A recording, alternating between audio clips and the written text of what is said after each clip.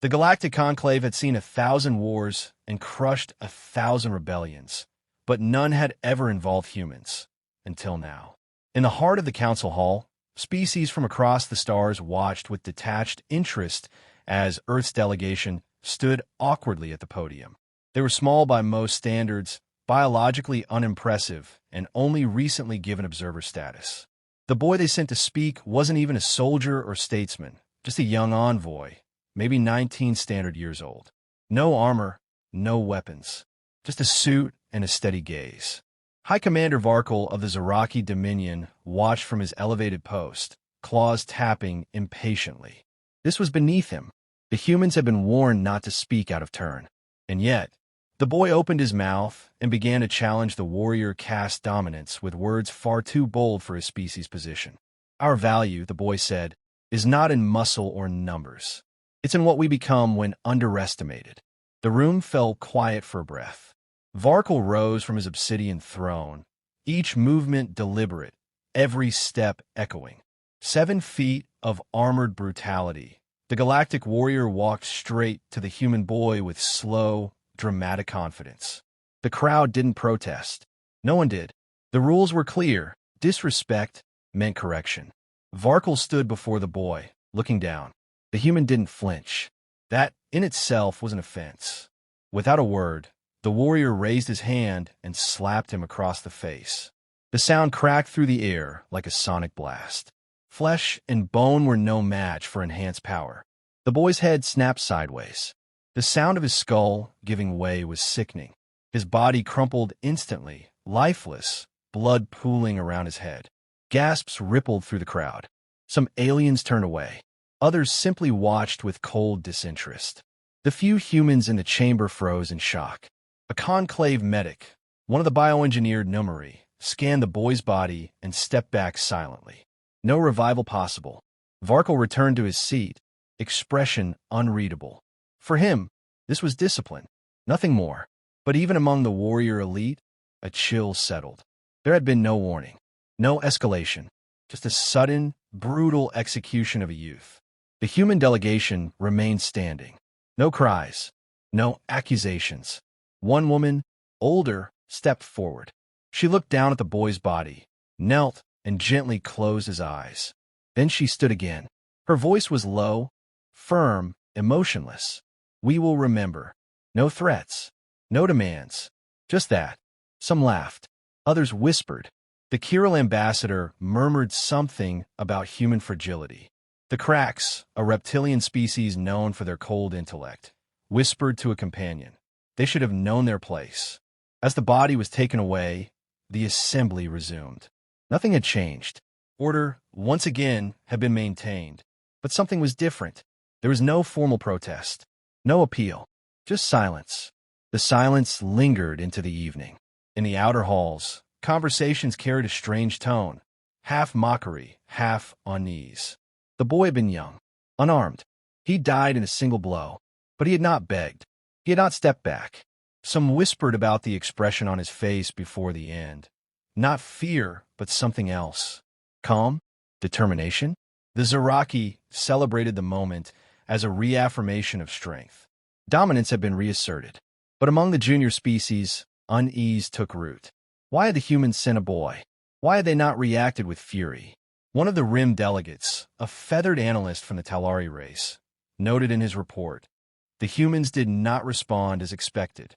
Their restraint may be more dangerous than any weapon. Meanwhile, the humans returned to their vessel, not speaking. No visible mourning. No official statement. Just a boy dead. A warrior, unchallenged. And a species that refused to react. The boy's name wasn't announced. No funeral was requested. No press conference held. That silence? It was not peace. It was preparation. The conclave expected chaos.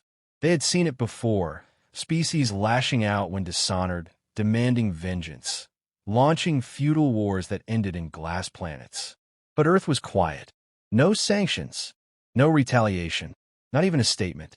The boy's death became a footnote in the official records. Closed. Filed. Forgotten by them. But not by the humans. In the days following the incident, nothing changed publicly. Earth kept its delegation in place. Trade continued. Diplomatic messages remained civil. Yet there was an edge now, a difference that couldn't be described, only felt. The humans moved differently. They spoke less. They listened more. And when they did speak, they chose their words with surgical precision. The woman who'd closed the boy's eyes, Ambassador Kira Matheson, attended every session, always silent, always watching. When approached, she offered the same expression, unreadable, composed. Rumors spread that Earth was grieving internally, preparing for retaliation. But no ships moved, no armies mobilized. There were no threats. Instead, Earth sent observers. Hundreds of them. Scientists, linguists, historians. They dispersed through conclave space like mist, polite and invisible, studying everything. No one understood why. The humans weren't expanding territory. They weren't buying weapons. They were learning. The silence became unnerving. One by one, members of the conclave began to ask questions. Why didn't the humans respond? Were they afraid? Had they accepted their weakness? The Zaraki boasted that their blow had cowed a species. The warrior caste paraded the footage across a dozen war worlds as an example of power. But others weren't so sure. The Talari analyst updated his report. The humans did not retaliate because they did not need to. Their goals appear longer term. This may indicate either incredible foresight or the prelude to a strategic shift. Some dismissed it. Others paused. 6 weeks after the incident, Earth delivered a single message to the conclave. We request a memorial address at the upcoming Accord Renewal Summit. No demands, just a request. They were granted 10 minutes. The summit arrived. Most saw the human presence as symbolic. The Zaraki warrior who'd killed the boy was honored at the opening for his continued service to the stability of the conclave. Applause followed. The humans didn't react. When their turn came, it wasn't Ambassador Matheson who stepped forward. It was a child, a girl, no older than 16 standard years, dressed in the same suit the boy had worn. She walked to the podium, placed a small item on its surface, undetectable to most species, and spoke. "My name is Lyra Halden. You killed my brother." No gasps, just that cold, even voice. She continued. "He came not to provoke, but to speak. His death taught us that words are insufficient." A murmur passed through the crowd. We are told strength is dominance. That power means control. You showed us what that looks like. Thank you. Polite. Grateful even. But not submissive. She lifted a datapad and projected a holographic stream. It was a timeline. Detailed. Precise. Events leading to her brother's death. Psychological analyses. Military response probabilities. Cultural breakdowns of every conclave species. A calculated response matrix. We studied you. The crowd sat in growing silence. We learned that your systems respond predictably to threat. That your warriors do not anticipate non-military retaliation. That you underestimate behavioral shifts. The Zaraki delegate stood, interrupting. "This is not a memorial. This is a challenge." The girl didn't flinch. "No, it's a statement." She tapped the item she'd placed on the podium. It beeped once. Nothing seemed to happen. Across conclave systems, 17 data vaults have been accessed. Non-destructively. Quietly. Over the last 6 weeks. No one moved. "We didn't do this to hurt you. We did this to understand you." Silence reigned. Then she said it again, the phrase the humans had spoken the day the boy died. "You struck the future." She stepped back. The speech ended. No demands followed. No ultimatums. The humans returned to their seats. They had not shouted. They had not begged. They had simply made it clear they were not broken. They were watching, listening, and moving. The conclave did not know what to make of it. Was it a warning? A bluff? A plea? No one could tell. But everyone, even the Zaraki, felt it, the weight of restraint, the pressure of something vast, unseen, and quietly assembling. The anniversary of the boy's death arrived without ceremony. There were no parades, no speeches from Earth, just an invitation delivered to every conclave delegate to attend a human-hosted summit aboard a neutral diplomatic station orbiting a binary star system. Attendance was optional. Every major power showed up anyway. They expected explanations, maybe another speech like the one from the girl. Instead, they were met with silence, then light. The chamber dimmed, and a projection filled the space. Not warships, not soldiers, but people. Human history in fragments. Images of disasters, wars, cities crumbling. Then rebuilding. Always rebuilding. Starvation, genocide, collapse, and rebirth. An unspoken question lingered. Why show weakness? Then it shifted. Mars colonization. Deep space mining. First contact. The unification after the orbital wars. The sequence was clear. Humanity had survived everything it inflicted on itself, and everything nature had tried to destroy. Without external help. No galactic aid. No intervention. Just grit. Then came the boy again, smiling, speaking, laughing in footage. Not defiant. Hopeful. Human. A voice spoke. Not Lyra's. Not Matheson's. A synthetic one. Calm and neutral. Designation, Elian Halden. Constructed 6 years ago. Purpose, behavioral projection probe. The revelation settled over the chamber like a weight. The boy hadn't been human. He had been an AI, a learning machine, modeled after a real child, designed to test the conclave's ethics, measure reactions, and provoke data through extreme interaction. He died exactly as predicted. Data was consistent with worst-case modeling. Shock rippled across the room. The Zaraki flinched. The Talari scribes froze mid-note. He was never meant to survive, the voice continued. He was never alive, but his death taught us enough.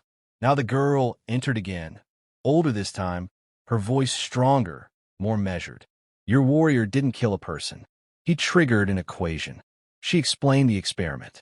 Earth had known that direct military confrontation would be suicide. So they chose a path no other species dared, sacrificial data harvesting. They sent something precious-looking, young, innocent, designed to provoke a clean display of power. The conclave delivered. The death had not weakened Earth. It had completed a model. Lyra continued. You think dominance is control. We think survival is strategy. You struck a boy. We built around the strike. The screen shifted. Earth's hidden infrastructure appeared. Networks. Relay stations. Communication intercept nodes. All constructed quietly in the months after the death. No weapons. Just access. Control. Leverage. Humanity hadn't built an army. They built insight. We needed one moment of clarity to understand your limits. That moment cost us nothing. It cost you everything. Delegates started whispering. Some in panic. Others in awe. The humans hadn't come to avenge the boy. They'd used his death as a mirror. What stared back was vulnerability. Then came the message from Earth's central AI. We are not impressed by strength without purpose. We did not evolve to dominate. We evolved to endure. No threats followed. No ultimatums. Just facts. The Zaraki warrior who'd killed the boy shifted uncomfortably. Not once had anyone challenged him in combat. But now he sat still, uncertain, questioned not by force, but by intelligence beyond his reach. Another human stood, this one from Earth's Strategic Council. He presented the results of the test. 412 behavioral triggers, 76 species response profiles, 94 system vulnerabilities mapped in real time. All gathered in the seconds after the boy's skull was shattered. Lyra's final words were calm. You were right to strike. It showed us everything we needed. That was the end of the presentation. No discussion followed. No debate opened. The humans left the chamber first. The delegates sat in stunned silence, faced with the one thing they had never prepared for. Not war, not rebellion, but cold, relentless understanding. The kind that doesn't shout or threaten. The kind that learns, adapts, and waits. They had seen humanity's reaction. It wasn't revenge. It was mastery. Weeks passed. No declarations were made, but actions began to ripple through conclave space. First came the subtle signs. Internal communication systems stuttered. Trade routes briefly rerouted without explanation. Minor malfunctions in defense satellites across 5 sectors. No overt sabotage. No fingerprints. Just glitches impossible to trace but perfectly timed. Systems long considered invulnerable suddenly showed cracks. The conclave dismissed the issues at first, calling them coincidences. But too many followed too quickly. Next came the revelations. Leaked files appeared across interstellar networks, archives meant to remain sealed for decades. They weren't destructive in content, but humiliating. Corruption in the Crack's government, covert slavery programs by the Zaraki, weaponized psychological research by the Talari. No commentary from Earth followed, just silence. The data spoke for itself. Across the conclave, pressure built. Alliances wavered. Accusations flew. Distrust spread like infection. The humans did nothing to fan the flames. They simply kept releasing truth. Precision targeted, reputation destroying, untraceable truth. Earth didn't crash gates or deploy fleets. They collapsed confidence. One leak at a time. When the Zaraki issued a formal inquiry, Earth responded with a single message. We collect what others discard. Your errors, your crimes, your habits. We needed only one event to calibrate the system. It became clear that the death of the boy, of the machine modeled to feel like a boy, had not been a tragedy to Earth. It had been a data point, and from it, they had assembled a map of the entire galactic power structure. The Talari, normally aloof, requested a closed session with Earth's delegation. Their ambassador opened with a question that many had begun to ask in private. Why not destroy us? Ambassador Matheson's answer was immediate. Destruction is inefficient. It leaves nothing worth keeping. She elaborated. Humanity did not want thrones or tribute. They wanted continuity. Systems that worked. Alliances built on accountability. Order, not dominance. They weren't interested in ruling the galaxy. They were interested in redesigning it. She offered no threats. She offered audits. Your systems are broken. We can help you fix them, or we can let them collapse. The room sat silent. No one doubted Earth's capabilities anymore. The myth of their weakness had died with the boy, and from his death emerged something colder, sharper, an intelligence not bound by pride or impulse. They didn't posture. They observed, cataloged, and executed with frightening precision. Ambassador Matheson closed with a simple choice. Continue as you are, and we'll document your fall. Change, and we'll help you stand. It wasn't an offer. It was inevitability. The conclave fractured. Some worlds withdrew quietly from Zaraki-led trade agreements. Others began forming new ties with Earth, small ones at first, joint research labs, cultural exchange programs, technical partnerships. Slowly, a new center of influence formed, not through conquest, but through reliability. Earth had become the silent gravity around which others orbited, not because of force, but because of foresight. And still, no warships moved, no planets burned, no armies marched. Instead, Earth became a presence that needed no flag, a civilization that understood everything about its enemies and saw no need to destroy them, because they had already won. The game ended not in fire, but in realization. One strike had been enough. The boy had never cried out, never retaliated. He simply died, as intended, in full view of the galaxy. And from that single act, humanity stepped forward, not as victims, not as avengers, but as a force impossible to ignore. The Zaraki warrior who struck him was reassigned weeks later. Not by Earth's demand, but by his own commanders. He had become a symbol of short-sightedness. His act, meant to inspire fear, had rewritten the power dynamic. He never struck again, and Earth never needed to.